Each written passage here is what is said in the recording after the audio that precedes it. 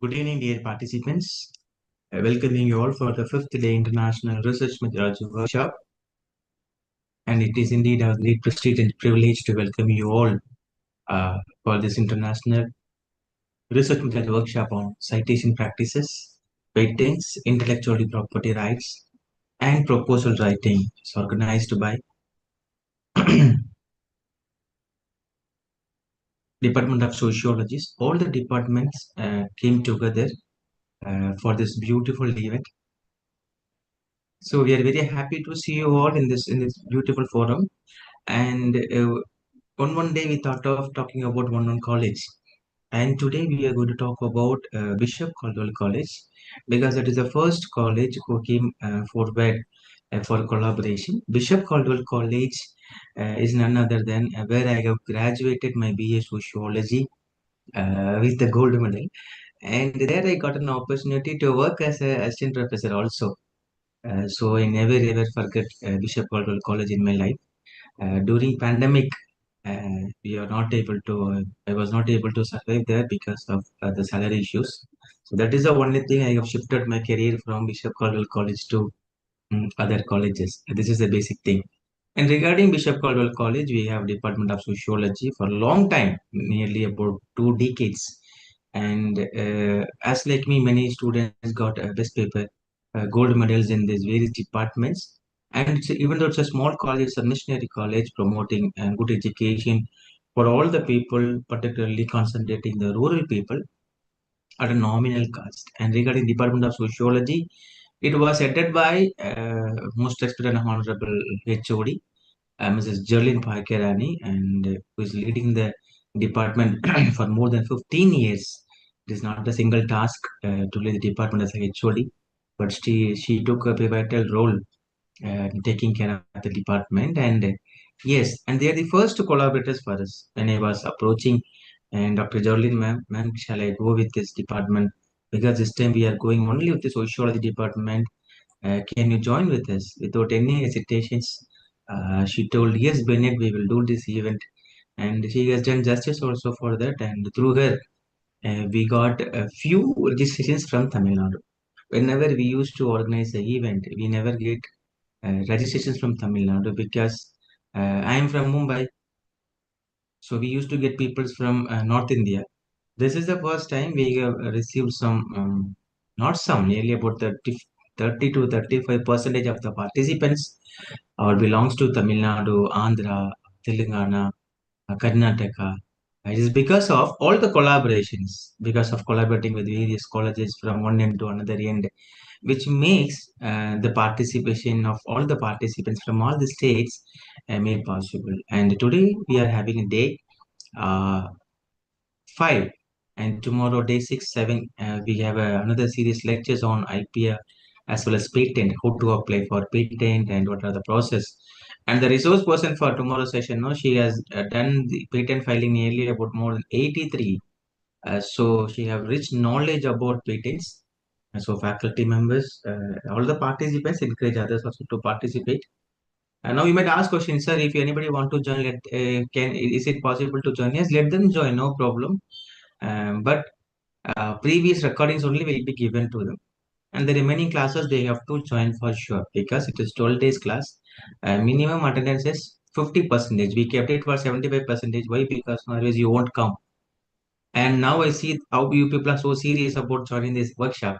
So many people from Northeast, they have various technical issues, because I have been went to Manipur, Nagaland. I know the coverage of those places, and also we are giving relaxation for them people. They can join the class through YouTube, and if they want to join also, they can join to Zoom. These are the, what was that, benefits we are giving for the people. Right, okay, let them join as per the wish. Today, the last day for Dr. Anne Spice, ma'am. Last time she had collaborated with us, and this time also she has done the job beautifully. Of course, yesterday it's a beautiful class. Only one thing is network issue and his laptop corrupted. That is the only thing, he is not able to send the PPT still now. Otherwise, the rest of the thing was really okay. Even our authorities also asked for the same. we need the PPTs for sure to go through because now he has given lots of informations. In the 2 hours class, we either you people are learned or not. I learned a lot because I also in this field. But seriously, he is a legend in the field of the particular topic. So we are very happy for that. And now, without taking much time, we will be handing the session to ma'am. Over to you, ma'am, Dr. Anu, ma'am. Thank you, sir. Just, am I audible? Yeah. Okay. Yes, ma'am, you are audible. Yeah. Okay. Just 1 minute. I'll share my screen now.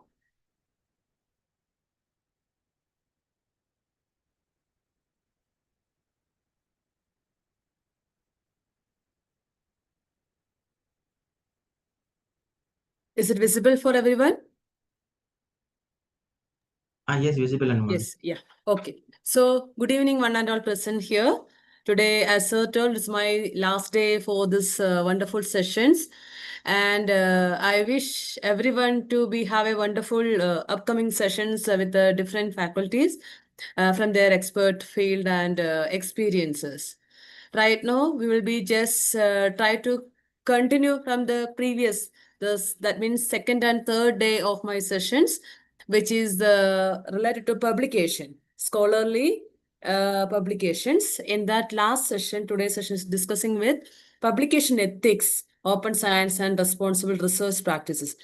So basically, what are the ethical things, ethical and legal standards we need to follow while we are reporting any research findings? It's not just related to. Excuse me, ma'am. Yeah, yes, sir.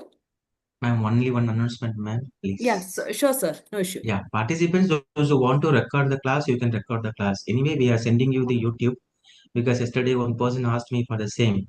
We will approve from our side. If you want to record the class in your desktop or laptop, you are most welcome to do that. And we also will be sending you the Google link, YouTube live now. Thank you. Yeah. Over to you, ma'am. Sorry. Okay, yeah, no issue, sir.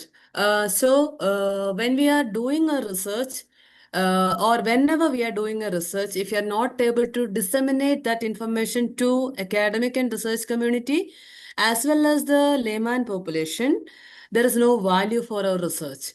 So in that way, when we are going to disseminate something, either we can publish as a report with respect to the corresponding institutions or university or organization where we are doing the research, or to the funding organizations, or to government. Besides all those things, we can publish our findings in the scholarly outlets also. So, irrespective of where we are going to disseminate the information, is it a, even if it is a publication or a presentation, conference presentation, as a researcher, we have to follow certain ethical aspects. Not only, so when we are hearing the term ethics, the moment we are thinking about to conducting research, it's not just only related to conducting research. The moment we are start to think about the research, and the moment we are winding up with disseminating the information to the participants, disseminating the information to the larger community, we need to uphold the several ethical guidelines. So we are trying to discuss few of the major ethical guidelines, which is related to closely related to publications and presentation, as well as presentations today. The outline for today's session, first we will discuss what are the main ethical and legal standards for publications, which is outlined by American Psychological Association, one of the most important association in the field of social science. Then second topic is on ways to prevent plagiarism, how we can prevent plagiarism from our document. Then what are the points we need to taken care while writing a paper to avoid the plagiarism. Third one will be authorship ethics with respect to authorship. Who will get the authorship? Who should not get the authorship? What could be the other guidelines related to authorship we will be discussing. Then followed by data transparency, how we can ensure transparency in our data collection methods, data collection process, and data to the readers and to the publishers. Then we will move into the research integrity. What kind of integrity, honesty we have to uphold during the research process. And finally, COP guidelines. So this COP, the last 3 points, authorship ethics, data transparency, and research integrity, it is the points were taken from the COP guidelines only. So we'll start with the first one, ethical and legal standards for publication. So the latest edition of publication manual provided by American Psychological Association in the year of 2020, which is publication manual 7th edition, clearly mentioned that thing, the ethical and legal standards for public legal principles in publishing are designed. There are a number of publication related ethical and legal principles designed by APA. Those principles are designed to achieve majorly three goals. Or we can say that thing, all ethical and legal principles connected to publications will be classified under three major objectives. The first one is to ensure the accuracy of scientific knowledge.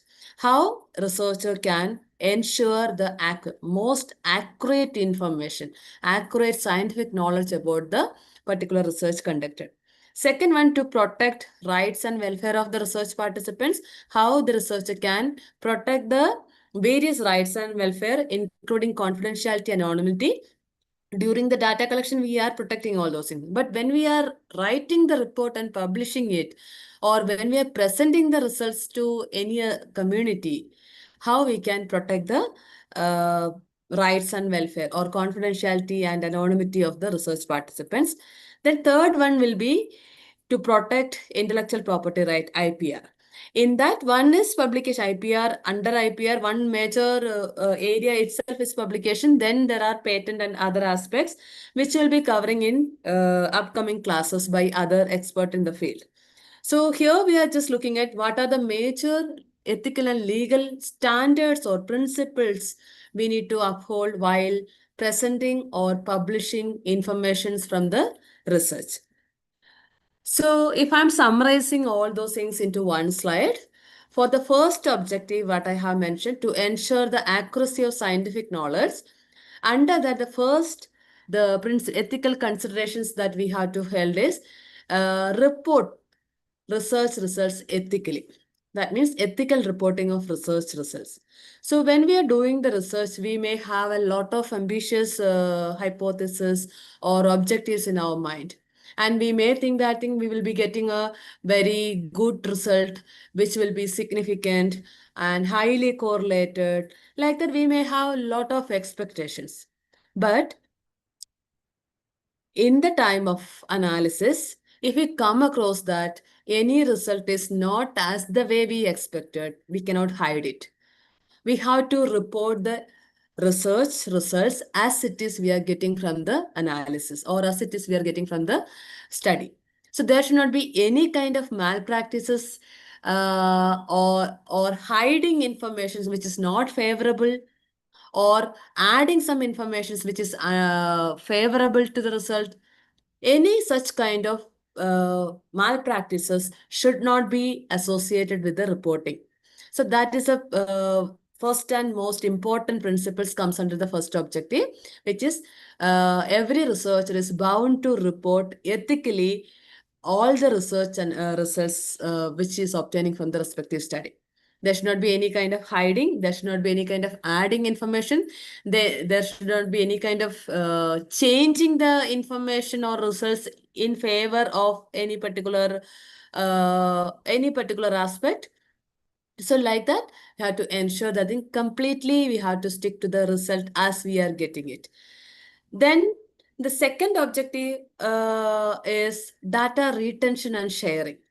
So when we are publishing some any research findings, we are bound to give a contract with the publishers or journals that think the data is available or data will be shared by the researcher upon a request. Maybe that sharing will be happening through an official channel to the editors for a cross-checking or verification or any kind of ethical practices what they have to verify. we need to give that thing. Or it can be, we can share the data in a certain open, publicly available data repositories. That also possible. So whichever way, most of the journals are recommended, or we can say that in COPE guidelines have been recommended that the authors are supposed to share the data or provide the details for retention of the data when it is required. So we can in the declaration of authors section, we can just mention that thing. Upon request, the data will be shared, uh, and it will be maintain the confidentiality and anonymity. So do not share the data. When we are supposed to share the data, or when we are requested to share the data from the side of publisher or journal side, that doesn't mean that thing we can share the data as it is. So we need to ensure that thing while we are sharing the data, it should not connect to the original participants. That means we have to hide the identity revealing information from the data for any participants. Basic identity revealing information such as name or contact details or anything, any information which is leading to the participant should be hide. So ensuring the confidentiality and anonymity in the data, the researcher has to share the data if the journal or editors are requesting it. The purpose of sharing such data is either cross-checking with the editors or publishers needs to cross-check with the data about the ethical aspects of conducting research and reporting it, or reproducibility of the research. That means anyone anyone if who is reading that article, if they wish to reproduce the results using the same methods and same kind of samples, it is possible. So for that reason, we have to clearly mention what are the methods we have followed for selecting sample, what are the methods we have followed to collect the data, what are the methods we have used to process and analyze and interpret data. These are the different purpose for sharing or sharing the data or data retention during the time of publications. Then the third objective for accuracy, ensure the accuracy of scientific knowledge is avoid any kind of duplicate or piecemeal publication.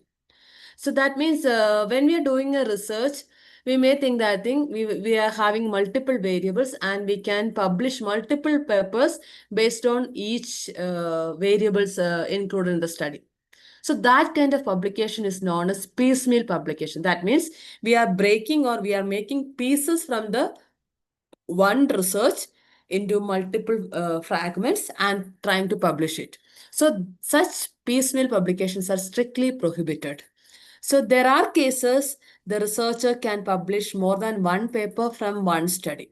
For example, if the researcher is conducting a mixed method study with the multiple phase using different multiple phase are incorporated for and finding out the different research questions, in that case, each phase of the mixed method study can be considered as a separate publication if it is really required. That also need to be considered.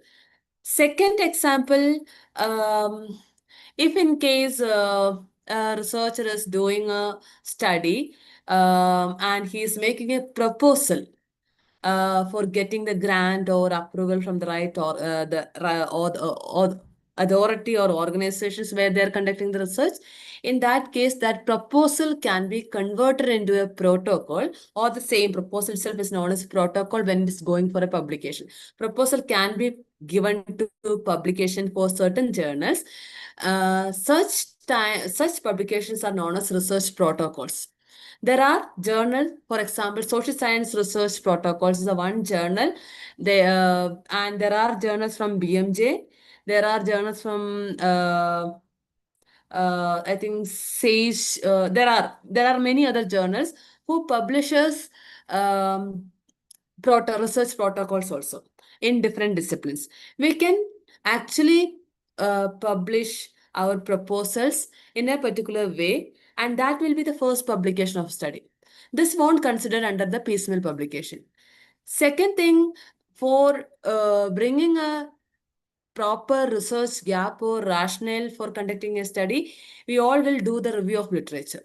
So when we are doing the review of literature to develop our evidence-based practices in the research or evidences to support the research gap or rationale we are put forwarding, we can conduct rigorous research review process.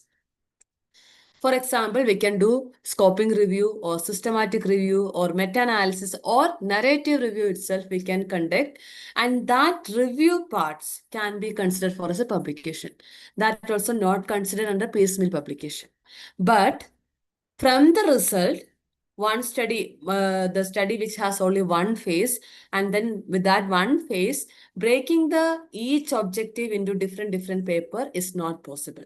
Such publication is known as piecemeal publication. This is the one way of ensuring the accuracy of scientific knowledge. Then duplicate publication, that means that we are trying to publish same information at different places. That also strictly prohibited to ensure the accuracy of scientific knowledge. Then the fourth one is avoid plagiarism and self-plagiarism. The concept of plagiarism and self-plagiarism, we all are familiar, but I will explain in the coming slide. But along with the ethical and legal standards for publication, it is highly recommended and recommended to the authors as well as moderated by the editors and peer reviewers with respect to the plagiarized content in the document. Whether the document is having similarity index. If there is a similarity index, how much similarity index is possible? Beyond a level of similarity index, it is not considering. So like that, or plagiarism is not considering or not allowing beyond a level. UGC and different professional association, journals, publishers have stick on to their respective levels of plagiarism permitted in a particular document. It is not possible for anyone to write an article without considering or taking information from any other source. We all are depending on other resources, other informations, the ideas from other expert in the field. We can take it, but how we can present others' idea in our document? The moment we are taking and presenting someone else's idea, some other already published informations in our article to support our study, then we need to do certain kind of techniques. That means including either paraphrasing or quoting or citation, providing the necessary citation, index citation exactly, then providing the reference details. With all those things, we can give the credits to the authors who claim that particular information or idea. That way, we can avoid plagiarism. We will discuss in detail those things. So here, the major point related to ethical and legal standards for ensuring the accuracy of scientific knowledge is avoid completely plagiarism and self-plagiarism. Then the second objective is to protect the rights and welfare of the research participants. Here, the researcher ensure that all rights and confidentiality of the research participants are ensured in the publication or presentation. So that means there should not be nowhere any of the identity revealing informations include in a report or a article or a conference paper. So completely the data we are giving the essence of data, that doesn't mean that we can point out that so and so people mention about something. Even in the qualitative study, when we are using the verbatim to support the findings, narrative findings, we have to use the pseudonyms. Pseudonym means the concept that we are using a extra name to represent the samples. That means the name which is given inside the verbatim is not the right name. So like that, we have to present the or write the verbatim from the qualitative data and we can support the findings.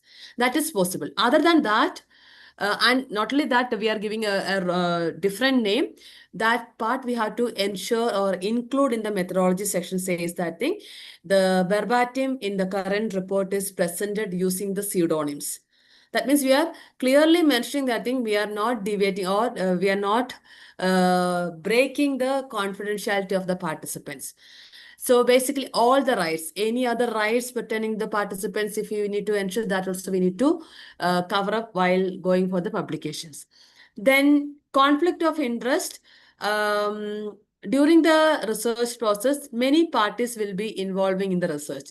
Participants will be there, researcher will be there, co-researcher will be there, maybe supervisor will be there. So there is no conflict between any of the parties. That we need to ensure. If there is a conflict, we need to address it very clearly and ethically. On what basis or how this certain conflicts have been raised during the process, and how the researcher or the team of that research address that particular conflicts without compromising the quality. So like that, we have to ensure that there is no conflict of interest during the conduction or publication of the study, and the all authors has to declare that thing officially. There is no competing interest, so there is no conflicts of interest between the parties. The third objective of the ethical and legal standards for publication is to protect intellectual property rights. So IPR is a very non-term for all of us. So how we can protect the IPR of different parties involved in it? In that case, first thing is ensure due publication credit. That means everyone who is having a significant scientific contribution, there are a number of criteria to decide that thing, how to significant scientific contribution to the research. Those people, based on that criteria, whoever is uh, given a scientific significant contribution to the study should get the publication credit. At the same time, it doesn't mean that thing we can give credits to or authorship to each and everyone also. And second thing, with respect to the site, the information that we are taking from different other source, we need to ensure the credits have been given to the authors or the creator of that particular idea through providing the necessary index citation as well as reference link. Then, with respect to a product of, this is for the authors. This particular first point is meant for the authors. Second point is exclusively meant for reviewers and editors.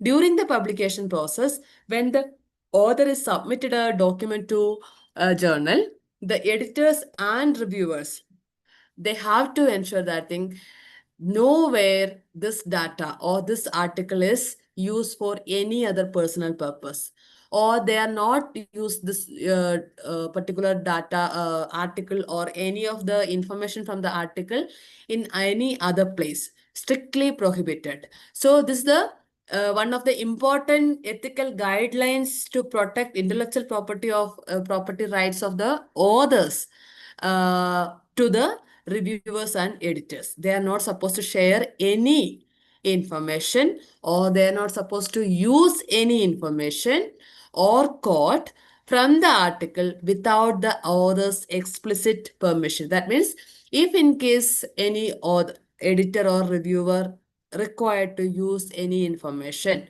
at any particular situation, then they would have taken a written permission from the author.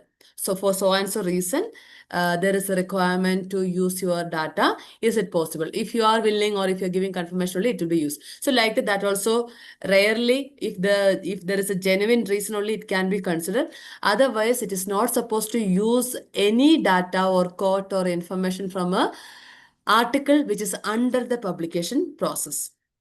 Then the third one, author's copyright of an unpublished manuscript. When I submit my article to a journal, it is known as an unpublished manuscript. It is under the process of publication. So it may be accepted, or it may be going to accept, or it may be not, it may not, it may be under the phase of proofreading. Anyway, it within the process of publication, it will be in any phase. In that case, it is known as an unpublished manuscript, where the copyright of that or article will be with the author. Then there are many journals which are following certain particular guidelines that after acceptance and after it's get published, basically after it get published, the copyright will be transferred from author to the journal. Till that time, the copyright of unpublished manuscript will be with the author. So that means if anyone wants to use, or if anyone wants to cite that particular unpublished manuscript also, including the author himself, he has to cite it. And he has to take the written permission. If you are using any figure or graph from that thing for any particular purpose, for a class taking purpose or a presentation or any matter, so it has to be taken permission. That means the copyright of the unpublished manuscript is still with the authors. Then fourth one is planning for ethical complaints. Editors and reviewers should plan, mainly editors should plan how to ensure the ethical aspects in publications and how to address various concerns arised during the publication process from the side of authors, editors, or reviewers. There should be a clear, transparent process which will be clearly mentioned in the website, how they are going to address various ethical concerns or various concerns related to ethical aspects of an article when it is undergoing the publication process. So these are the broad line of instruction with respect to ethical and legal standards for publications. Now, for this detailed informations, all of you can refer the same book, Publication Manual by APA 7th edition as well as 6th edition. Both will be giving a handful information about this particular section. Now, moving to the next topic, ways to prevent plagiarism. Before going to ways to prevent plagiarism, we will just go through what is meant by plagiarism and self-plagiarism. Plagiarism is a concept or plagiarism is presenting someone else's work as your own and denying the creators the credit they deserve. So every information or every idea that we are referring to make our paper or to bring some kind of evidences in our research will be created or will be presented by someone else or will be developed by someone else. In that case, when we are taking that information into our article to support our findings or to support our construct or bring the evidence-based practice, whatever reason we are bringing some information or to explain certain concept, we may bring information from other sources. In that case, we have to do the credits to the authors or developers of that particular information.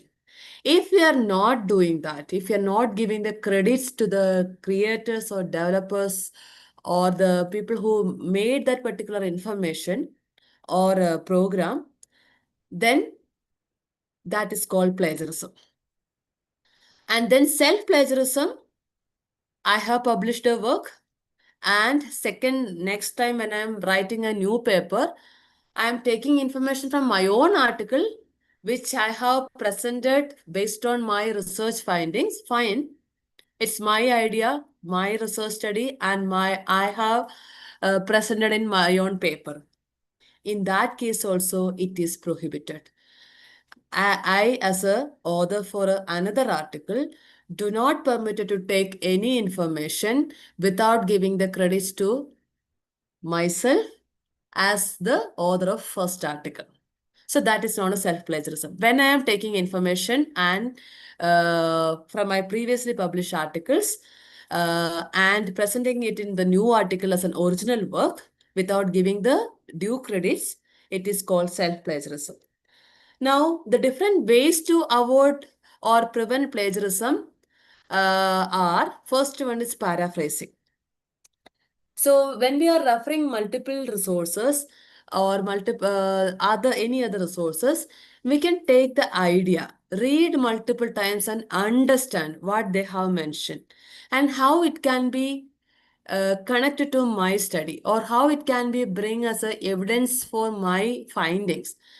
So basically, we have to read multiple times the other information, other source, and then take the essence of that information and then write in your own words to connect with your study. So that process is known as paraphrasing. It doesn't mean that thing we are taking bits of information from one source and another bits of information from other source, like that, from multiple source, taking bits of information and putting together and making one sentence or one paragraph. That is not paraphrasing actually. Paraphrasing is a process where the author reads other resources about a particular concept, multiple reading and iterative through the iterative process, take the essence of that information or idea and try to connect that essence of information to your study, or bring evidence for your study, whichever way, and then write that in your own words. That is known as paraphrasing. It allows the author to summarize and synthesize information. So it's not just only summarize information from other sources. It involves a process of synthesize information. That means we have to do a comparative analysis within the information what they have mentioned, on what basis they have mentioned that particular information, how it is different from other source of information, and how those informations from different sources can be connected together and used in my study. For this process, when I'm saying like this, it seems to be very easy or silly sometimes. But when we're doing it, it is a very rigorous work. It requires n number of reading of multiple resources and pointing out each time when you are reading something, write down the notes on your diary or in your laptop, wherever you are doing the work. Just make the notes of the notes from each sources, and then using that notes you have to rewrite completely those informations in connection to your study. So this process is highly tough, and initially it brings a lot of negativity on us also, because we may feel that thing, why all these things required, we can simply take the information from other source and put it and give the right citation and referencing, that is sufficient. No. So the thing is that each idea has its own importance in the original place, in its original place, and it has a its creator has its rights on it. So when we are taking that thing, we have to think how this information can be useful for our purpose. Considering that, we need to read multiple times, familiarize with that thing, and then write the notes on that thing multiple times, then rewrite it. This process multiple times happen, and then write your own idea. Then cite it, not only paraphrasing it. After paraphrasing, you have to cite it. That means using a particular method of citation. So when you're going to send an article to any journal, each journal will be having its own style of, or they are following a specific style of citation and reference. There are different citation style which include APA, one cover, MLA, like that. So we need to identify that particular journal is following which kind of citation, which style of citation and referencing pattern. And then based on that, we have to cite the paraphrase content using the proper index citation method. Index citation normally can be in parenthetical mode or narrative mode. Then the next ways to prevent plagiarism is that quoting. There are certain occasions we need to give the exact words from another source in our document. For example, a definition. If you want to take the definition of health from WHO, it's not possible for us to change the definition at all. So when we are writing according to WHO, health is defined as, it should be exactly same. Or when we are taking a quotation quote of someone else as an author, or someone else given a particular concept in his book or article, and then we are taking the exact information to present in our study. In that case, paraphrasing is not a suitable thing. So we can go with the quotation option. That means quoting the exact sentence or idea from another source into our document using particular techniques. So direct quotation, that means we are reproducing the exact text as it is presented in another document. That is known as direct quotation. It reproduces words verbatim from another work or from your own previously published work in a new article. The format of DQ, that means direct quotation, depends upon its length. There are different criteria for this thing, but majorly as per APA and similar other organizations, there are two types of direct quotations. One is short quotation, second one is block quotation. Short quotation is meant for any statement is less than 40 words or any verbatim which is less than 40 words. So this kind of quotation incorporate into text. So when we are writing according to so and so, that along with the same sentence we can write if the quotation is having less than 40 words, or if the statement is having less than 40 words. So incorporate that text into the statement into the same text and enclose the exact verbatim with a double quotation mark. So this is the way we can use short quotation. Another case is that if the statement or verbatim is having more than 40 words or more than 40 words, then we need to go with the option for block quotation.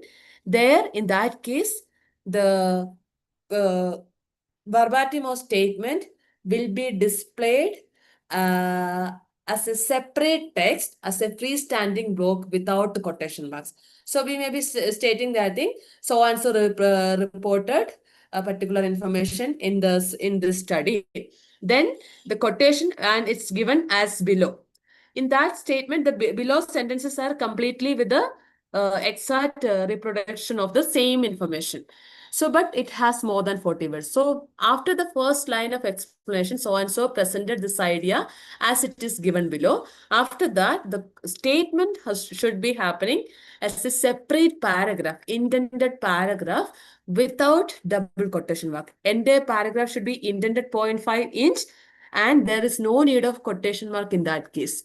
And then after that, the paragraph, the same information can be continued with the next line. So these are the two ways we can use direct quotations in our document. In that case also, we need to cite after the citations or along with the statement that we are producing it. Then the next major means of preventing plagiarism is adding in-text citation or incorporating in-text citations. Already mentioned that I think there will be two types of in-text citation, which is parenthetical or narrative. So these are the two types of in-text citation. This term in-text citation is the brief reference. It is also part of reference or it is called as a brief reference which is placed within the body of a research paper to acknowledge the original source of information, ideas or quotes. That means if you are writing or paraphrasing any information from any other source, or if you are giving a reproducing a statement with using the quotation option, immediately after that or along with that, we have to give the in-text citation. That means normally we can go with either parenthetical option. That means author name and publication date should be inside the parenthesis after the text. Or within the text, we can bring author name along with the text and year of publication can be in parenthesis. Parenthesis means bracket. So that kind of citation is known as narrative citation. So different APA, I have mentioned that I think different style of referencing and citations, which include APA, Harvard, Chicago, IEEE, Vancouver, all those things are examples. So for each one, its own rules and guidelines, how to do parenthetical and narrative citation. Along with this classification, parenthetical and narrative style of in-text citation, there will be three different other types of classification. So one is author date. That author date citation system can be used in parenthetical mode or narrative mode, fine. But author date citation system are mainly followed by publication APA style referencing and APA citation and referencing style, Harvard citation and referencing style. Then there are some citation styles such as Chicago, they will be using notes and bibliography. That means they will be using, along with the information that we are paraphrasing in the body, we will be giving a superscript number along with that information, and the same page as a footnotes, or at the end of the document as a end note, we will be giving the explanation. That means the source explanation for the information. That means there we will be repeating the number, and then we will give the additional information related to that particular source of information. This kind of citation method is known as notes and bibliography, which is mainly followed by Chicago style of citation and referencing. Then there is another system which is called numbered system, which is similar to Chicago system, but the explanation is not giving as a footnotes or endnotes in the document. In this number system, which is mainly followed by IEEE or Vancouver style of referencing and citation, they are using numbers either in square brackets or in superscript format. That varies from journal to journal. Both are applicable or acceptable.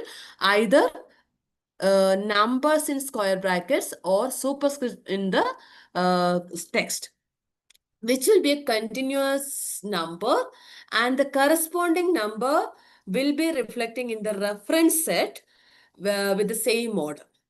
So the referencing system, this kind of citation system is known as number system, where in text we will be using either numbers in square bracket or superscript. One option will be following, and the corresponding number will be included in the list of reference. For each one, each number will be giving the complete information about the referencing. So that kind of citation is known as number system. So based on the journal that you are selecting for submitting your article, identify which style of referencing and citation they are following, whether it's APA or Chicago or IEEE or Vancouver, whichever. So identify that citation, and then identify that style, and then incorporate citation, appropriate mode of citation in your document. And another major thumb rule while doing the citation, every citation that mentioned in a document should be having a corresponding reference list at the end. So either in the reference or bibliography, or if they're following the notes and bibliography options as a footnote or endnote option, in that section, every citation details should be at least once mentioned in the reference thing. And on the other hand, every reference list, every component in the reference list or every entry in the reference list should be at least cited once in the text. So that means citation and referencing is a component, two component, which is inversely, which is related very closely. That means without a citation, there should not be any reference link, and all the information, all the sources cited at least once in a document should be mentioned in the reference at least once. So this is the basic rule of including the in-text citation. Then moving to the next ways of preventing plagiarism, add maximum reference wherever, whichever source, whether it's a website or whether it's a book or journal, chapterized book or edited book or newspaper magazine, a newspaper article or magazine article, or a printed newspaper, or a government report, or a legal report, or any online media source, or any interview which is conducted, anything that you are referring to incorporate or develop your paper, that should be having a reference list, or that should be listed in the reference and should be listed in the index citation.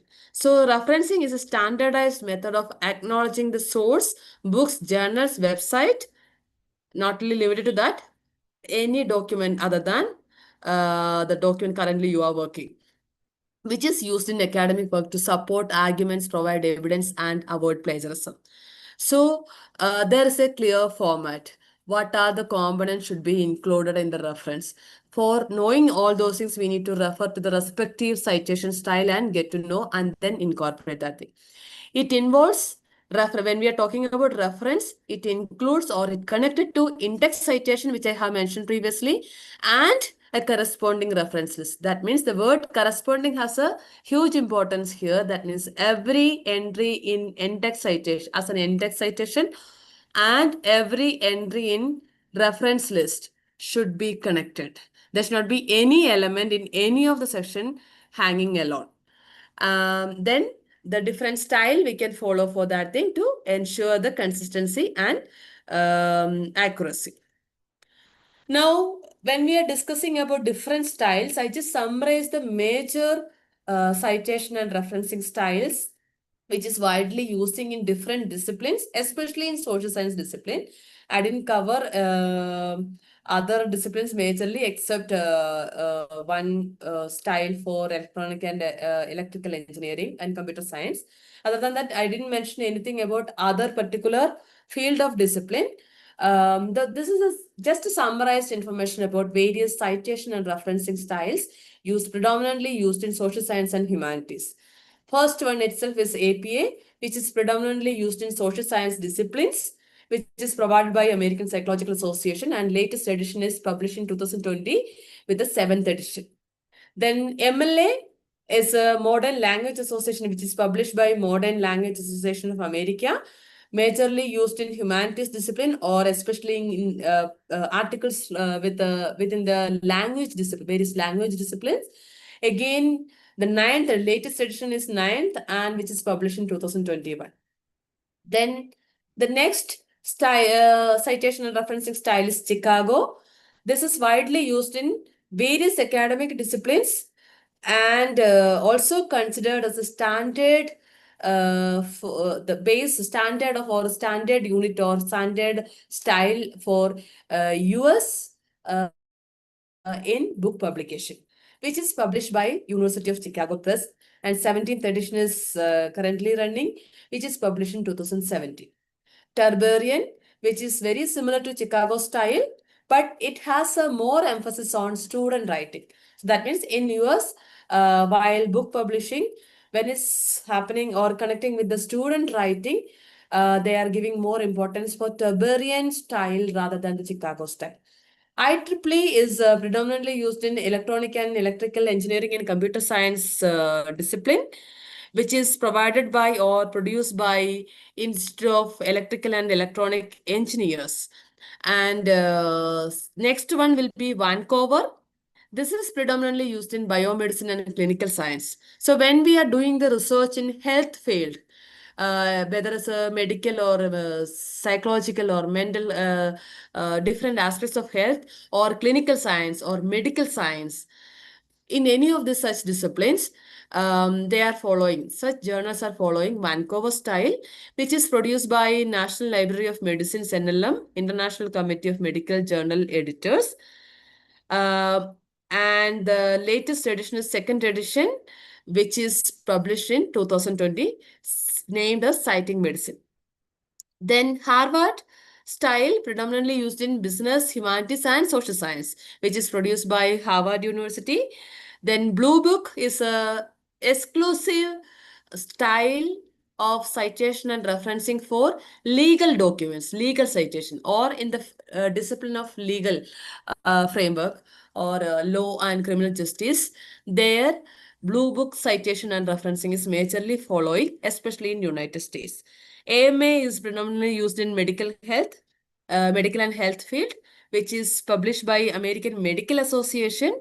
11th edition is currently running, which is published in 2020.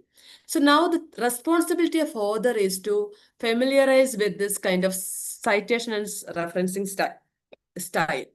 And when we are looking into each of these things, it will be having a number of rules and regulation with respect to citation and referencing. It is not possible to by heart anything. So it is always recommended to go with the manual of the respective style and then try to incorporate that rules and regulations when you are following certain kind of citation style. Instead of doing manually, there are a number of citation management software which is available right now, similar to data analysis software in quantitative and qualitative data analysis. There is a number of citation management software. These softwares, we are collecting and organizing the citation details from various sources and compiling them into one bibliography or one reference list. So it helps you. The advantage of using such software is to make the process easy. That means even if you're not familiar with one style, if you are going with one software which is already installed with that particular style, if you're giving the basic information, then automatically the software will fetch the complete details from the right source and then give the referencing and citation details, how the format of respective citation and referencing details as per that style. The one is that. Second one is it is more easy and it is easy to use for different people who even do not have an idea about different citation style. Moreover, all those things, in the publication process, we have to expect rejection also. And initially, when I drafted for a instance, for a case, I'm telling one example. When I drafted an article and sent to one journal, which is highly connected to the scope and aim of my paper, my study also, I have selected that journal and look at the details or requirements of citation and referencing style pertaining to that journal. And they are fortunately following APA style of citation and referencing, which I know, or which I am very familiar. And I send the article. It is undergone the publication phases. Unfortunately, it got rejected. Then I have to continue with the same process. I have to find out another journal. The second time when I'm trying to find out another journal, I got a good journal which is more suitable for my article. But unfortunately, it is not following APA style of writing, APA style of citation and referencing. In that case, I have to definitely convert my citation and referencing style in the article into the different style which is followed by the second journal. The manual procedure of changing from one citation to another citation is a very tedious task. It will take a good amount of time. It needs expertise from the field also. It needs a lot of reading, lot of understanding about the respective style of citation and referencing. But this can be make it more easy if you are using a citation management software. So for example, if I'm using EndNote, when I'm writing the first paper, I can collect the relevant references to that particular uh, list of references using EndNote. Then I can make the paper and I can insert index citation and referencing elements along while I am writing and developing the paper. Then later, if I want to change that particular style from APA to any other style, a large number of styles are available. Any other style, I need to just click on one button in the software or one option in the software. It will automatically change. Then a minor level of cross-checking and minor editing with respect to placing is required in the final document. So our work will be literally reducing to 1 by 10th of the actual work we are doing in the manual way of doing it. So that is the basic advantage of citation management software using in the research or publication field. There are number of softwares available: EndNote, Mendeley, Zotero, LaTeX, BibTeX, RefWorks, reference generators, and there are many other. Nowadays, AI also different AI tools are there. AI tools are also giving that thing. But to be very frankly, I'm not sure how much we can depend on different AI generating tools in terms of citation and referencing. Even if you're using it, we need to cross check with the original manual of the respective citation. But EndNote and Mendeley are the two good source of software which we can highly depend, and most accurate information or citation and referencing, we will get to that thing. But these are paid software. So it's not that much high costly also, but if you can afford, which that will be best option. Followed by Sotoro is a non-paid one, which is available along with the Google or Chrome page. We can add in that we can add in as an extension of Sotero, and then we can use that also. But irrespective of any of the software, even if it is 90-95% accuracy is providing by EndNote or Mendeley, or 99% accuracy is providing by Mendeley or EndNote, once we converted or once we finalize a paper with a particular style of citation and referencing using a software, it is our responsibility to cross-check once again with the original manual. The manual details of guidelines are available in the website or respective books or publication manual. So we need to have just a cross-check with that thing. So this is all about the different ways to prevent plagiarism. And then the last 2 points for preventing the plagiarism are keep a track of sources. That means either in a Word document or in a Excel or in a different software, we have to create a working bibliography while taking notes from different sources. That will help us to keep all the sources in one place. And then when we are finalizing the paper, we can take the right information for each and every point that we are including in the paper. Certain times, if you're not doing that thing, we may have taken some information by mistake. We forgot to add the citation or referencing system. Later, the reviewer or anyone who is going through that paper may ask from which source you have taken that information. At that point of time, find out the original source you have referred to get that information will be difficult. This all manual error or the unintentional error that happens during the process.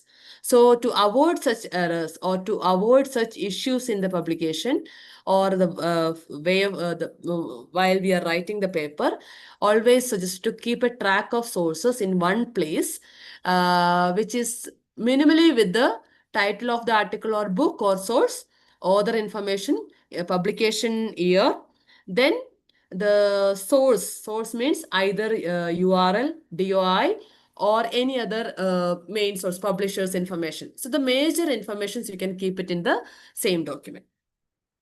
Then the last one is use plagiarism checkers. So it's always suggested for every writer or author to check the plagiarism in their own way as much as possible before sending into any article. And depending upon the plagiarism report, you can again revise your document to reduce the plagiarism amount, which is invariably come down to a level where the journals will accept it. And the different softwares for plagiarism checkers are the most important or most widely used one is Turnitin, which is costly. But I suggest, I think, if you're through your institutions, the institutions where you are conducting research or working as a research assistant or researcher, maybe having a connection, some kind of association with the plagiarism, different plagiarism softwares. Identify that and go through their channel and do get your plagiarism checking. That's the first option. Second one, we can use different other softwares, which is example Authenticate, Grammarly, PaperPal. In that, Grammarly is definitely a paid one, which is having a unpaid version also, but it doesn't have the plagiarism checking facility. Basic paid version will be having citation plagiarism checking facility along with the AI detection facility, which you can utilize. And for that, again, we need to buy the basic version for a particular period of time. PaperPal is another software or the which can be used to check the plagiarism content up to 7,000 word with a free mode. More than 7,000 word, again, we need to either split the document or we need to identify another tool or software, plagiarism checkers. Then when we are sending a document for a plagiarism checking, do not send the title page to the last appendices, it requires the body of knowledge from introduction to, sorry, abstract title, abstract introduction, then reference. Up to reference, including reference, you can give it for the plagiarism checking, and that will be sufficient. Do not send the entire details. And once you have checked the plagiarism, then it's your responsibility to identify which are the statement or section or paragraphs are resembles to any other sources, and identify that source again and read it and paraphrase again, and then cite if that session or that source is not cited, add those reference source also through the index citation and reference component mode. Now, when we are trying to prevent the plagiarism, there are certain things we need to completely avoid. One is patchwork writing. In the beginning of today's session, I mentioned that thing. We are taking bits of information from one source and bits of information from other source and keeping everything together. That kind of work is known as patchwork writing. Avoid such kind of writing, copying phrases from different sources and patching them together. So that will leads to plagiarism. Self-plagiarism, be very careful. Even if it is your own work, you are not supposed to represent it without giving the credits to you as a author for the previous document. Not only you, you may be having a co-author also, then they are also duly deserve for that credits. Then failing to cite paraphrase. So one way is to prevent the plagiarism, I have already mentioned, paraphrasing or using the quotation. When we are doing that also, do not forget to cite those paraphrases. Don't think that I think I have completely paraphrased the information from different other sources. Now it is my own information. No, the basic idea is again is coming from another source. So you have to give the citation for the paraphrase or quoted content also. Do not forget that. Then incorrectly using AI. Passing of AI generated content as your own work is considered a form of plagiarism. Even uh, the sometimes we are using AI to get some information, and after getting that information, if you are using that information without any change or without taking without making into points which is connected to our own study, or as it is obtained from the AI generated tools, then it is considered as a plagiarism. So AI can be used, it's not an issue, but we have to use wisely. AI is a tool to get the information in an easy way. Once we get the information, every AI is giving a corresponding link to each and every information they are summarizing and giving to us. That link you have to cross check again. For most of the cases, the each points given as a response of AI generated text, there will be a connecting link. Go to that link, copy the information that you have collected from the AI generated mode, and then go to each link provided by that AI generated content and read the information, verify the information, verify the sources, and then you have to rewrite those informations into your own way. Then you have to cite the original source you have referred for the AI generated content. So like that, you can use AI, not saying do not use at all, but it should be a tool to gather information. But it's your responsibility, ethical responsibility, to read and understand and verify the source of information given by the AI generated AI tools. And then using that information, you have to write your own viewpoints, your own concepts, which can be supporting your idea or not. Then it has to be cited to the source where you are referring for that information. It has to be added in the reference list. Otherwise, if you're simply using AI to get some information and using as it is in your document without verifying the source, without giving the citation to the right source, it is plagiarism. So these are the things which you need to completely avoid in writing phase to prevent the plagiarism.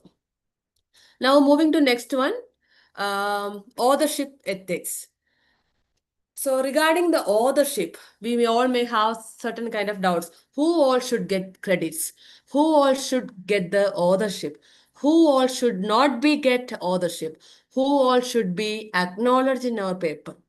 All those things are clearly explained in different publication manuals as well as the publication committee, especially COP and ICGMA. So COP has explained COP is the Committee of Publication Ethics, which is clearly explained authorship can refer to individuals or groups that create an idea or develop the publication that disseminate the intellectual or creative work. So it means that thing when an individual or a group of individual develop a publication which disseminate, which pass the intellectual or creative work to another set of people, those individuals are referred as authors or creators. When it comes to publication, it is the term is used as a authors. When it comes to patent and other aspect, it will be the term will be changed from author to creator, developer, like that. So here, with respect to publication, whoever is owning, writing that paper or developing that paper for the purpose of disseminating intellectual and creative work done by that people, that individuals, is known as authors, and that their that process is known as giving authorship also. The authorship ethics requires that only individuals with significant intellectual, conceptual, or data-driven contributions, or we can say that thing, significant scientific contributions. I have used the word scientific to explain intellectual, conceptual, and data-driven contributions. So when the individuals are contributing scientifically, significantly, or intellectually, conceptually, data-driven contributions to a particular written work, they are called as authors, and they have the rights to get the authorship on the basis of the accountability they are uh, showing to that. So this is all about the authorship ethics and authorship.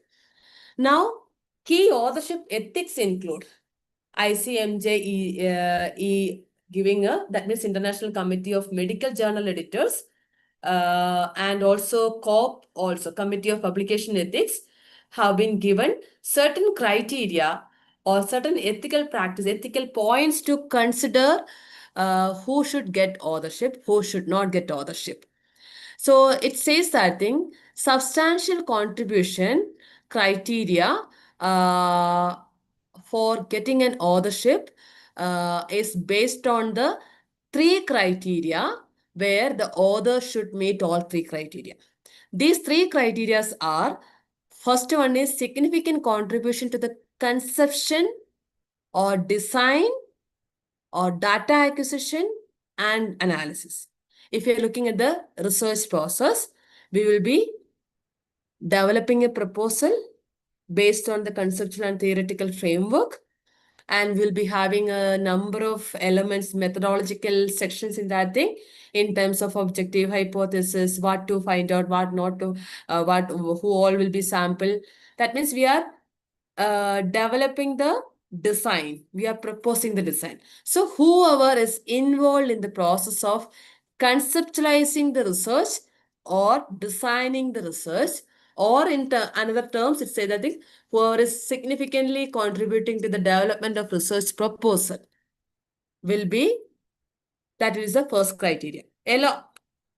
Or whoever is part of data collection procedure or data acquisition procedure. Then that doesn't, then, or analysis, data acquisition and analysis, both says together. So when we are looking at the research process, from the conception to the implementation and to the right implementation and analysis, interpretation, till that all the people who are significantly have a contributions will be having the rights to get the authorship. The second criteria is the individuals who are drafting or revising the articles for intellectual content, not only conducting the research. They should be part of conceptualization, conducting, and analyzing the research. Then they should be part of drafting or revising the articles for intellectual content. And then the final approval of the published version and accountability for the entire work. So these are the three criteria. That means the person who is taking part from the beginning in the conception, implementation, analysis, writing, and final approval of the draft will be getting a authorship. The people who are not having a scientific significant contribution in any of this area will not be eligible for the authorship or will not be required to consider for authorship. So basically, the researcher, the co-researchers, then the faculty supervisor or research guide, all are eligible to get the authorship. When it is conducting in a team where multiple researchers are there, they are also getting eligibility, or they are also eligible to get the authorship. But if you are appointing a research assistant or data enumerator, not research assistant, data enumerator, only for the purpose of collecting data under the supervision of researcher, then it has to be consider clearly, critically, whether how much contribution, what all work they have done. Only they have collected the data and handed over. Are they participated in the data processing? Are they participated or helped in the process of data analysis and interpretation? Then, what are their roles in the other phases of study? Then we can consider. Otherwise, all the members who are having a significant contributions in the planning, implementation, analysis, writing, and final approval of the paper will be eligible to get the authorship.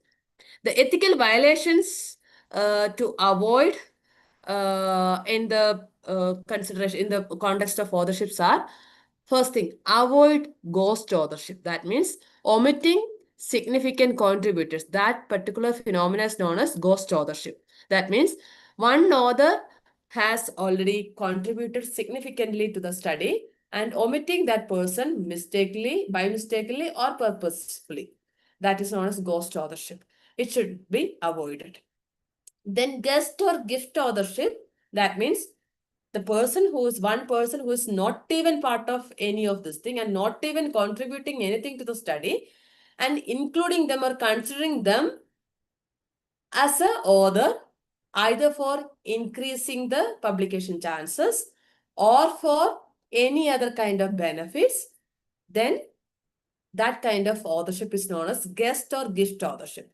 It should be completely avoided. So the first thing is that avoid ghost authorship, which means that they avoid omitting significant contributors from the authorship. Then guest or gift authorship, avoid including non-contributors with any of the purpose, either as increasing the publication chances or to getting any other benefits or to get any other consideration. Then based on that, if you are trying to consider a person who is not contributed to the paper and giving them as a authorship, then it is known as guest or gift authorship. It should be avoided. Then denial of authorship, excluding a contributor against their will. So you are sometimes sometimes it may happen that thing, certain number of authors will be think that thing other person is not contributed significantly and they are simply ignoring them and excluding them in the authorship criteria. That also not possible. Denial of authorship for any significant contributor also avoided in the process. Now, the other key authorship ethics include from COP guidelines are accountability, all authors must define their work's accuracy and integrity. Every authors should be aware what they have done, how much they have contributed, and they should be defend themselves with the work they have done, and they should be having a accountability for the work they have done. It should be accurate. It should be based on the professional and academic integrity. That means be honest in the way you have worked for a particular paper. And then order of authors, that also big concern for many of the uh, people who are trying to get publication. And there is a clear criteria from COPE and other journal guidelines with respect to the order of authors. Even APA and other style of citations, the different style of citation, different publication manuals are also giving the order criteria for deciding the order of authors. So it should be reflect contribution levels, often with the first author conducting most research and the last being the principal investigator. So when we are having the a team, especially a team for conducting a research, before the project is happening, there should be a clear cut of uh, information between everyone, or clear cut of discussion between every members, what could be the role of everyone, and based on those roles, what is the order of authorship. It should be decided prior itself. And this order of authorship should be completely based on the contribution levels. Who is the author, or the first author definitely will be having part of all the phases. Then the second author will be having little less contribution than the first author. Then the third author will be having little more less than the first and second author. Like that, with respect to the contribution level, scientific significant contribution level by each author, the authorship should be decided. Then the AI and authorship, AI tools cannot be listed as an author since they cannot take accountability. So whatever we are taking from AI, even if you are considering AI as an authorship, it is not possible because there is no accountability the way AI is working. Then ethical documentation. In every paper, there should be a section under the author's declaration or statement, contributions of authors. This section clearly illustrates or explains what are the different contributions, scientific contributions of each author with respect to each phase of study. So you can start with that thing. The first author is develop the design. First author and second author togetherly developed the design and implemented the study. They had developed the tools for study. They had written like that. From that phase onwards, literally write the contributions of each authors clearly. There are different formats available with respect to the journal specifications, or in the open source also there are different format how to present, how to write the contribution of each author in a written document clearly. You can refer those kind of open sources or journal statements, the statements given in journal's website pertaining to that particular conditions, and write your author contribution details. It is advisable by all the ethical committee or the guidelines from the journals. Discussions regarding authorship should occur early in the research process following institutional and journal policies. So when we are starting to work on a particular research, and we need to have a clear discussion regarding the authorship and the order of authorship within the institutional and journal policies where we are looking for. So this is an important aspect. And then decide the authorship then and there and fix it. So that will help to avoid unnecessary conflicts between various parties in the later phase. Moving to next topic, data transparency. Data transparency in research according to COP guidelines entails open disclosure of data collection analysis methods, and sharing raw data to ensure reproducibility, integrity, and trust, according to COP 2022. If you're looking at the COP, if you are going to the COP website, you will be getting multiple resources for each and every aspect of ethical considerations related to publication and conduction of research. In that, this particular concept, data transparency in research, has been updated in COP website in 2022, which clearly talks about uh, what could be the criteria or how the authors can openly disclose or give a disclosure of data collection, analysis method, and sharing raw data upon request, either to the journal or to the data repository. And the purpose of this process is to ensure the reproducibility of the research which is conducted already, ensure the integrity of the process, or ensure the honesty and show the transferability, credibility, in honesty in the process of the research, research from data collection to analysis and reporting, and ensure the trustworthiness among the readers. Now, when we are talking about data sharing and access, it is not uh, mandatory that the data has to be shared along with the submission of the article. Along with the submission of article, the authors can make a clear statement under the author declaration, authors declaration of authors section, state that thing. Upon request, the data will be raw data will be shared to the editors through proper channel.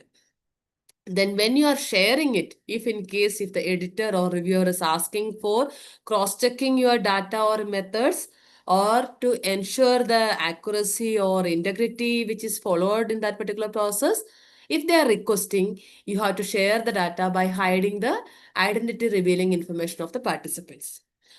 And do not share data through any unofficial manner. It should be shared through proper official formal base. Most of the cases it has to be happen through the track system or submission portal system. Then another option is that the authors can deposit or share the data in certain data repository. Publicly available open data repositories are there. There also you can share. But when you're sharing there also, it should be hidden with the identity revealing information. That means whenever you are sharing the data to editorial team or readers of the article, then it should be ensured that the complete confidentiality and anonymity of the participants. Then methodological disclosure, along with the data sharing and access to the same data, the researcher is always, or authors are supposed to give a disclosure on the methodological rigors they have followed. Authors should give complete information about the process of data collection, process of tool development, process of identifying sample, and process of analysis, data analysis, interpretation, everything should be clearly to the uh, editorial team or reviewer team or the readers.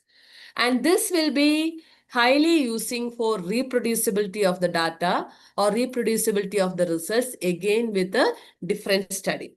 That will enhance the trust and credibility of the findings that you are put forwarding. And if you have the courage, if you are ready to share your data in a proper way upon request, or if you are ready to, if you are sharing your methodological aspect completely to the reader, that means you are not afraid of the reproducibility. You are not afraid of the credibility of the data. You are not afraid of the credibility of the work you have done. That means you are upholding the honesty and integrity completely in your process. So These are the main points with respect to data transparency in research from COPE guidelines. The following points are handling missing or falsified data. Why? The reason. The previous slide we discussed what are the things we can share to the editors or publishers upon request. Now we are discussing why we need to share it. What is the purpose of that thing? Or why editors has to ask for data retention or sharing or data methodological disclosure. It's because of handling missing or falsified data. One of the important purpose. That means editors should adhere to COPE guidelines if data is missing or suspected to be fabricated, which may include not publishing or retracting the paper. So that means at any point of time of the publication process or post publication after acceptance and after publishing the article, if the editors felt that some kind of malpractices have been done in the data or something is missing in the data, some falsification is happening with respect to data, or some result have been hidden in the results. In all those cases, if they felt, they can cross-check with the data, and if it is found that such kind of malpractices have been included in the process of developing the paper and publication of the same, then the editors has the rights to either not publishing if it is understood by the during the process of publication, but if it is realizing later publication, then the journals have the rights to retract the paper. So this is the main purpose of asking for data retention and methodological disclosure. Then ethical expectation exceptions. Authors must inform editors of any legal or ethical reasons that prevent data sharing.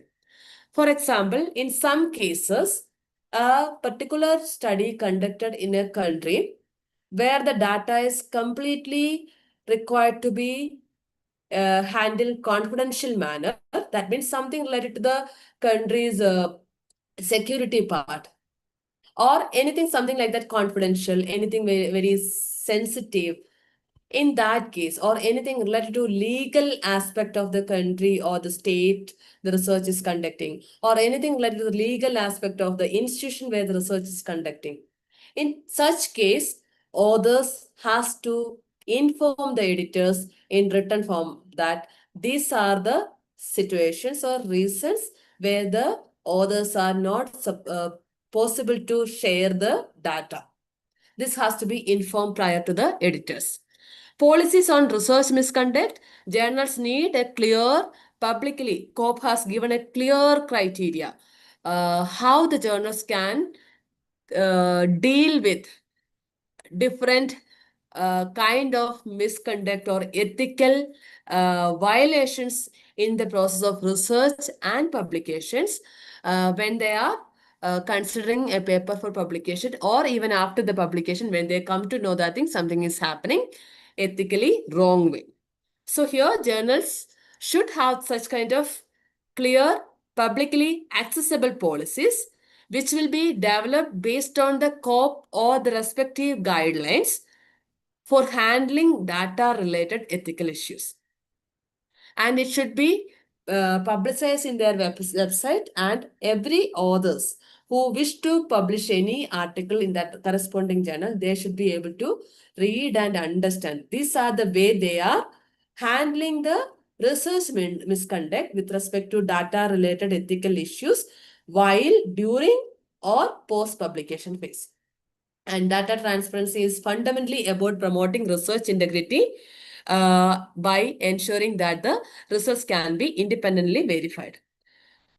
Now, moving to the research integrity, again, COPE guidelines have been given certain research integrity guidelines, which involves adhering to ethical standards. Whatever we have discussed so far, a clear-cut guidelines given by COPE that to ensure or adhere the ethical standards such as honesty, rigor, transparency, and accountability across all research stages from design to publication. This is the important guidelines given by, which is updated by COP in 2024.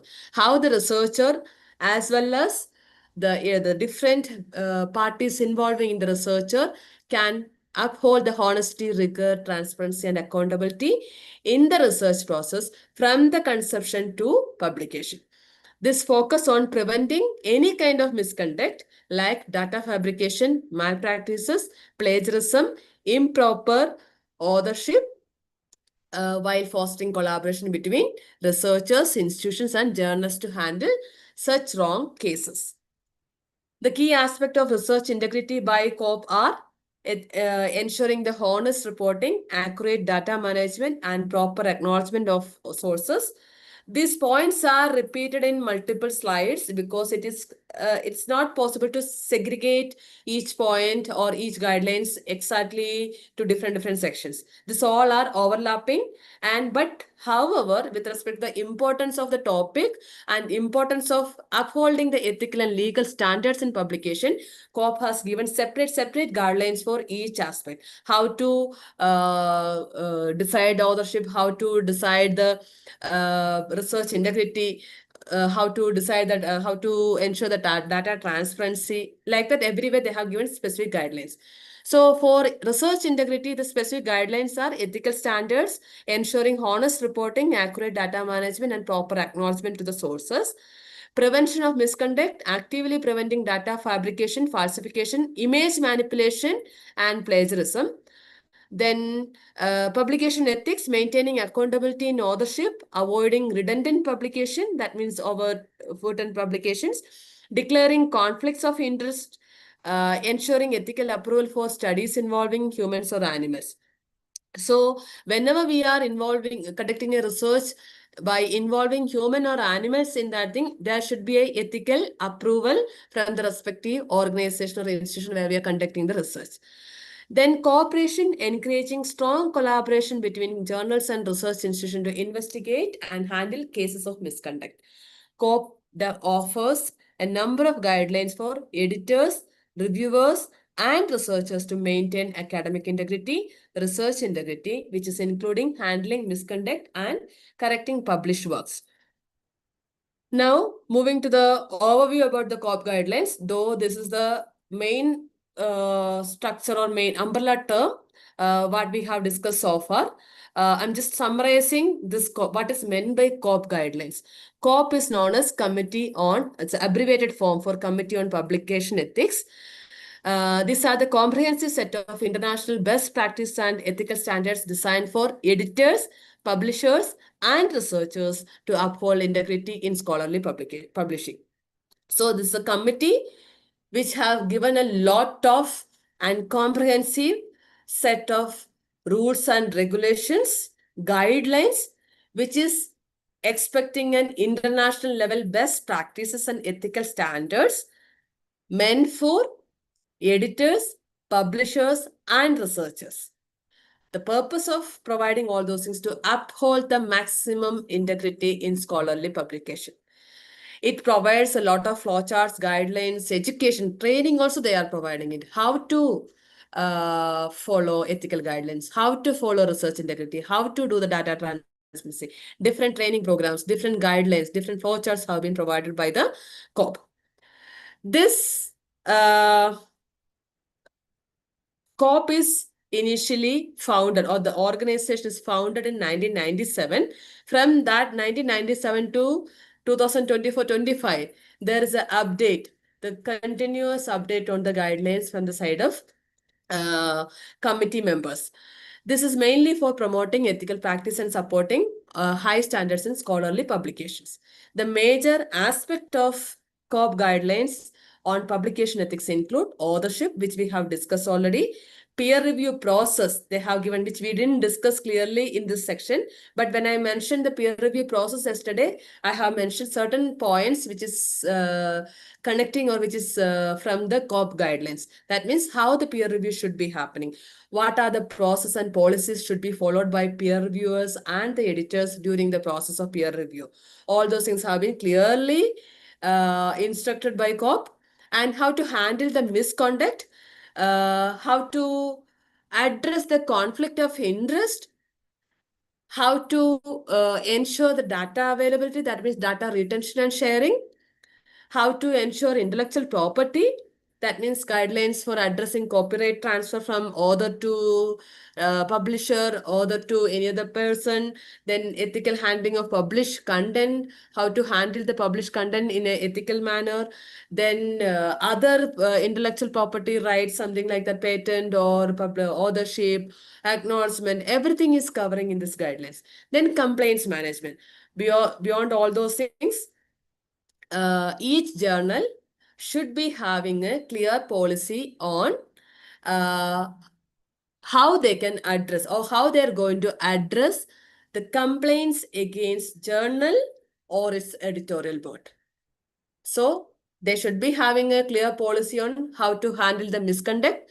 They should be having a clear policy on how to uh, oversee the process or how to control the process of publication.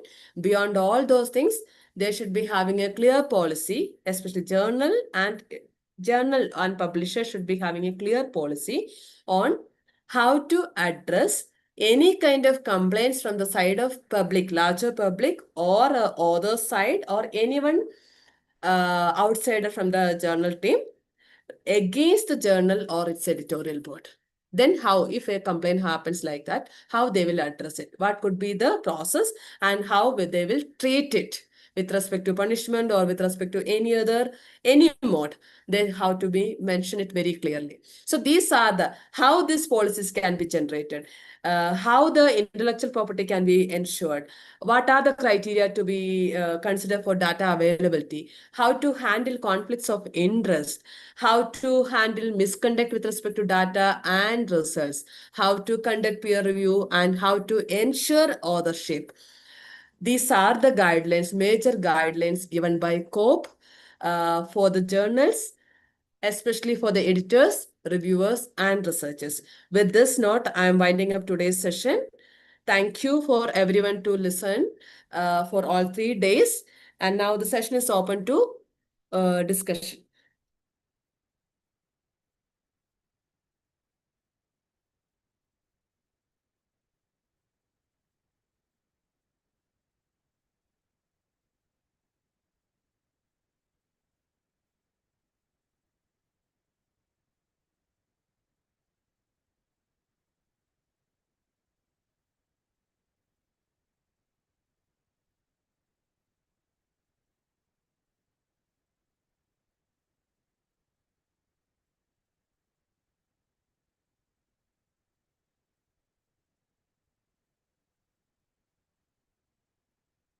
So one of the participant asked one question.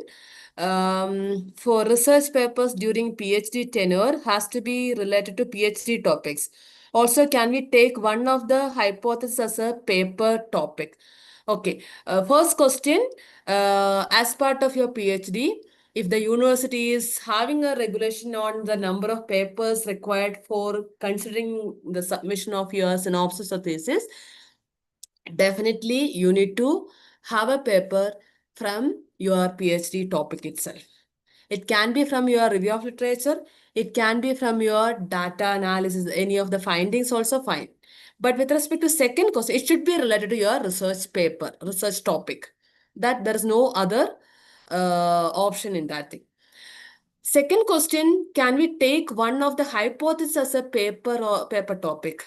So this, I think I can connect to the topic which I had taken, piecemeal publication. In a quantitative study, we may be having 2 or 3 hypotheses. If as an author, as a researcher, if you feel that thing, these 2 or 3 hypotheses are completely different in nature and addressing 2 or 3 different research question at all, and your faculty supervisor's guide and research advisory committee in your organizations, or that means ethical committee, some advisory board will be there in your organization.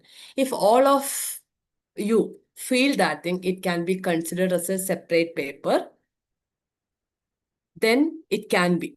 Otherwise, just breaking the hypothesis. If you have 2 hypotheses, making 2 papers from the 2 hypotheses, It is not advisable. It is called piecemeal publication and it is prohibited also. Hope I am making a clear information to that questions.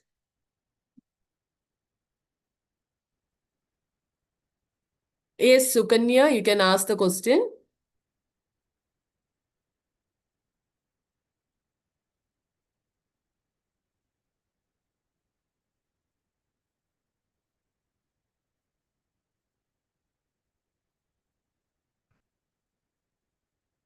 Sukanya, you can unmute and ask the question. Yes, ma'am. Just now I was able to unmute. Yeah, okay. Thank you for the session. It was very good. Ma'am, for the you were talking about the datas, right? Having the datas in the public space or maintaining the data for showing Reproducibility. Yeah. reproducibility. Yeah. So in this case, say we are interviewing or we are taking a survey. So we will hide all the participant details and then we will maintain the data, is it? How is that? Yes. Yes, we have to hide all the basic information, basic profile related information. Then only we can share. And this is even though mentioning in the policies, we are not supposed to share it in the beginning itself. If Oh. any phase, either during the publication or during the acceptance phase or post publication phase, if the editors ask for the data through official channel, you can share it. So that is the one statement we are adding in the disclosure. That means upon request, the data will be shared by hiding the necessary identity revealing information. This statement you have to include in your article while submitting it itself. So I have mentioned the structure of the article, right? In the first class. Yeah. Their title page is ending with a certain number of disclosure from the side of author. There, this one statement you can bring it. Upon request, data sharing, policies on data sharing. Upon request, the data will be shared in a hide mode, or the information which is revealing the identity related matters will be hided and shared through a proper channel. So otherwise we need not send any of No the... need to send. No need to send until unless they are asking. Okay. Certain case, there are number of data repositories which without asking the researcher if wish to publish it, that also possible. But ensure that in that data repositories are authenticate source and from a right organization or right background. There are number of data repositories. As it is not part of the purview of this session, I didn't take the name of that repositories, but you can just refer to the Google or your institutions and find out. Or journals also you can ask. So journal, there are a number of ways you can find out that thing, which are the repositories where you can deposit your data with the confidentiality, maintaining the confidentiality. But that was not necessary. Okay. Thank you, ma'am. Yeah. Okay, one more thing to that question to Suganya. But in case if the editor is asking for sharing the data, then you have to share. There you can't say anything against that thing because they may be having some kind of considerations to cross-check the data. In that case, you have to share the data through the proper channel by hiding the identity revealing information.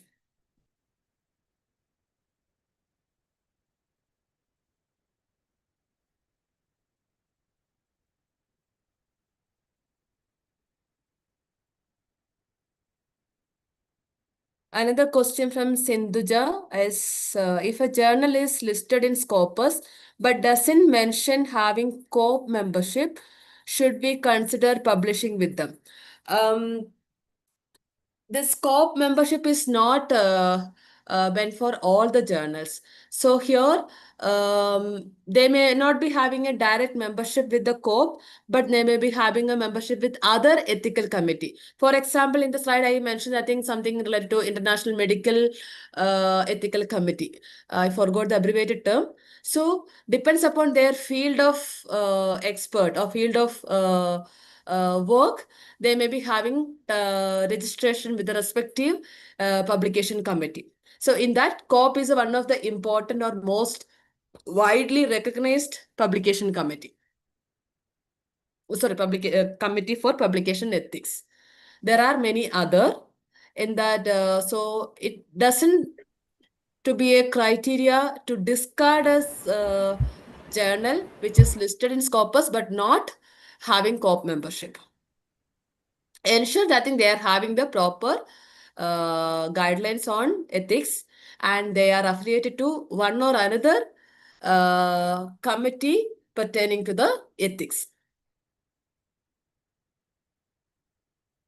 Hello. Ma'am, thank you. Yeah. Hello.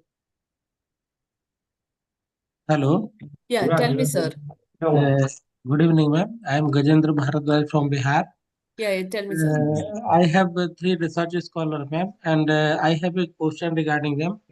It is mandatory for a PhD research scholar to publish his or her research paper with the name of supervisor, or can it be published for a single author? Sir, it is ethically, legally, you are bound to give the authorship to your guide. And that is a one requirement from the side of university as well as from the side of publishing committee, ethical committee of the publication also. So your thing is that none of the scholar is possible to complete a research study without the guidance of a research supervisor. Their expertise, their time, their knowledge, everything we are taking it. So that means we have to give the due credits to the supervisor. And this is a mandatory requirement from the side of university, one side. Second thing, ethically, legally, the scholars are bound to give the credits to the authorship to the supervisor. This is not only for PhD, is it applicable for even UG level dissertation also? Or PG level dissertation also, it is mandatory. If in case anyone is not giving, it can go with the legal consequence also.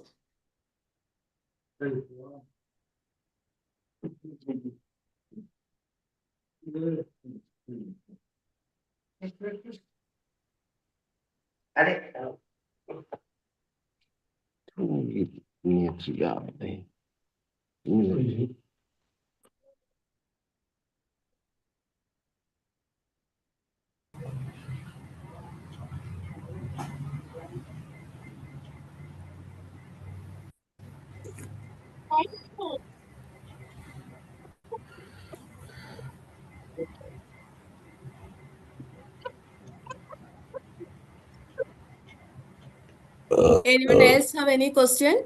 If I can answer, I will definitely. Otherwise, we'll refer to someone else who is expert in the field.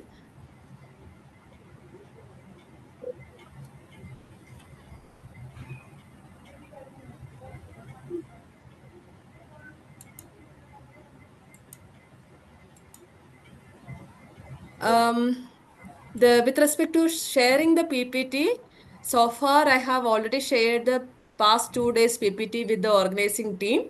Today's also I will share it.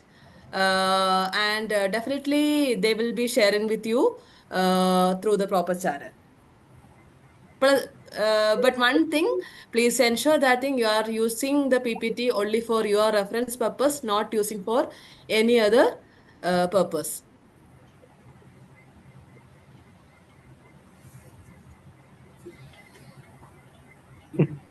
Okay, thank you so much, ma'am, for your beautiful presentation. Thank you, Dear sir. participants, successfully we have completed our fifth day. Still we have 7 days more to complete this beautiful international research methodology workshop. Sincerely thankful to all the participants as well as the resource person of the day. See you all tomorrow at right time. Thank you so much. Until then. Thank you, sir.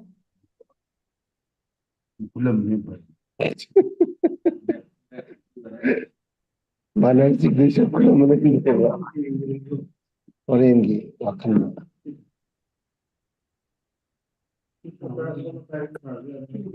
Kalau tengah apa? Wali. Kan ada mana? Sama itu report itu.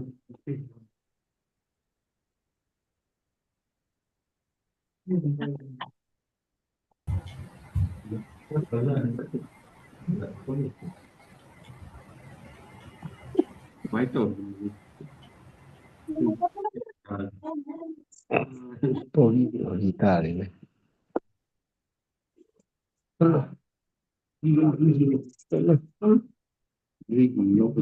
One five one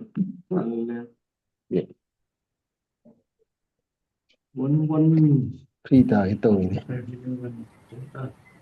Frita cái tôi. Tadi. Frita cái tôi. Lấy gì hết? Anh ngồi đó. Không, anh ngồi đó. Đi phải phòng được đó. Hết rồi. हम तो कर ही रहे हैं भाई। Mày gì? Dầu của mình xỉu. 시비에 자게 뭐 가리에서 도움이 누구 빠지고 Cái tao ra. Tri 트리네 cái này rồi. 아빠도 다